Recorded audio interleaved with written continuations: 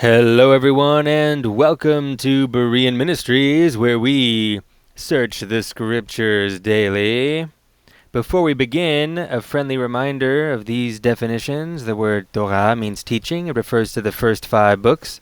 And the word Parasha means portion. It refers to the weekly Torah portion for reading the entire Torah in 1 year. This week's Parasha is Exodus chapter 1, verse 1 through Exodus chapter 6, verse 1.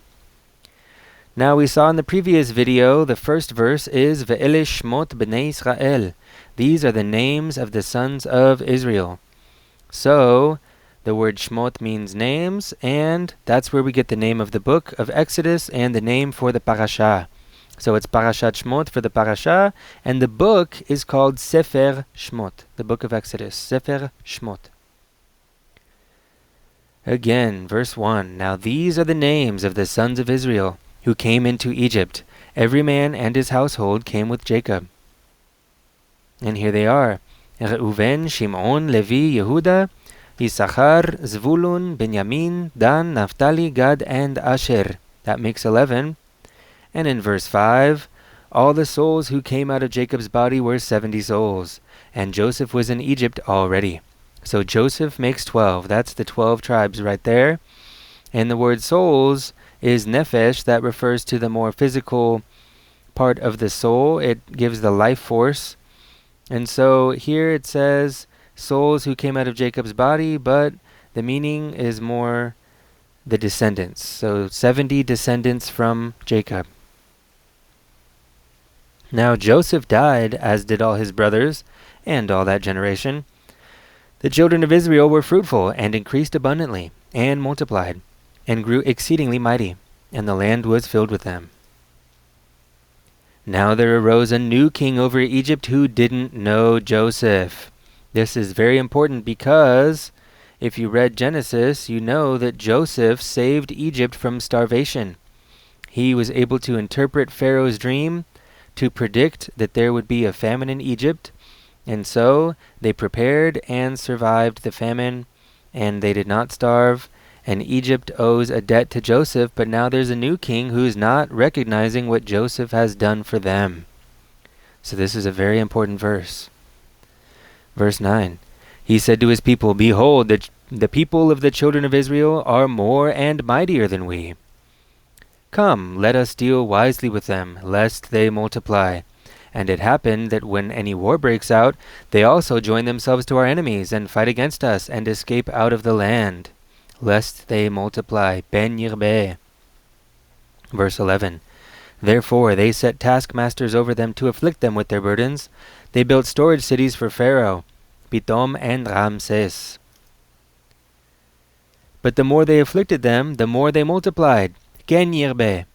And the more they spread out, they started to dread the children of Israel. So in verse 10 we saw Ben Yirbeh. Pharaoh does not want Bnei Israel to multiply, but God has other plans. God said, Ken Yirbeh, yes, they are going to multiply. So this parallelism here is very important. Ben Yirbeh versus Ken Yirbeh. Who's going to win, Pharaoh or God? Well, God is sovereign. So this comparison here between the verses is a indication of God's sovereignty. Verses 13 and 14. The Egyptians ruthlessly made the children of Israel serve, and they made their lives bitter with hard service, in mortar and in brick, and in all kinds of service in the field, all their service in which they ruthlessly made them serve. Lots of serving. Verse 15. The king of Egypt spoke to the Hebrew midwives, of whom the name of the one was Shifra, and the name of the other Pu'ah. Notice here the word Hebrew, Ivri. There it is again, Ivri.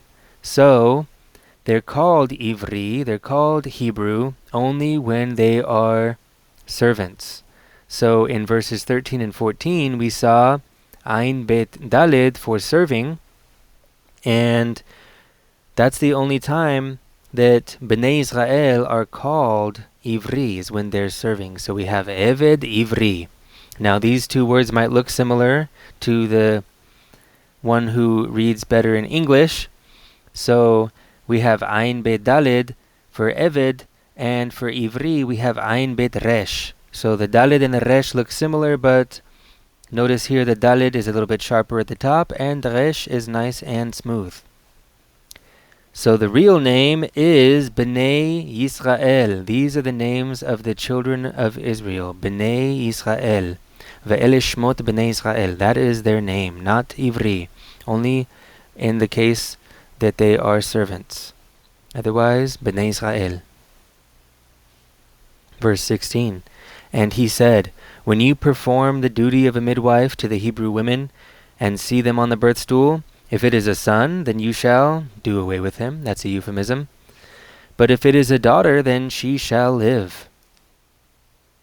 But the midwives feared God, and didn't do what the king of Egypt commanded them, but saved the baby boys alive.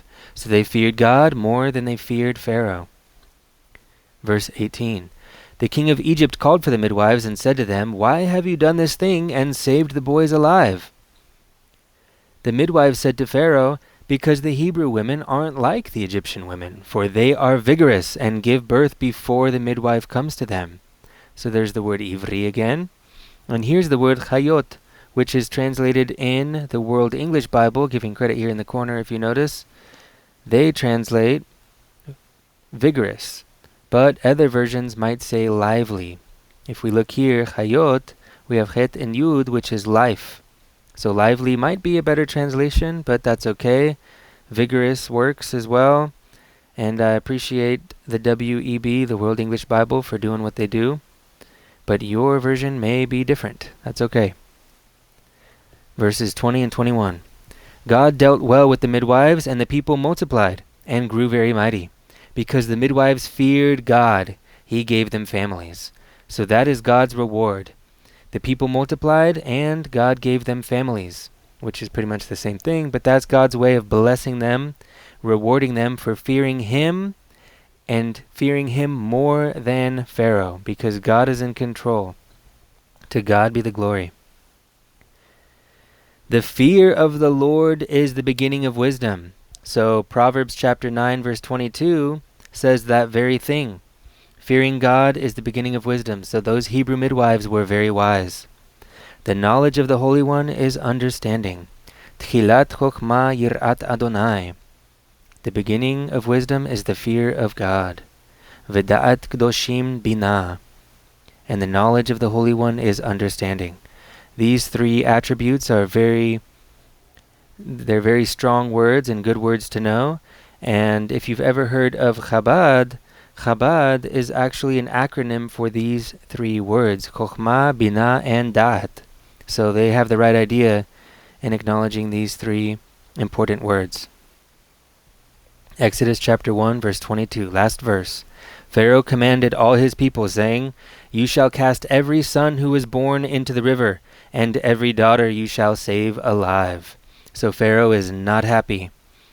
He is not happy. But God is in control, as we will see. So Pharaoh is taking it to the next level, but as we keep reading, we will see that Pharaoh will not succeed.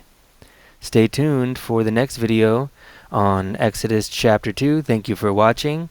If you like this video, please like and subscribe. Have a good one, y'all.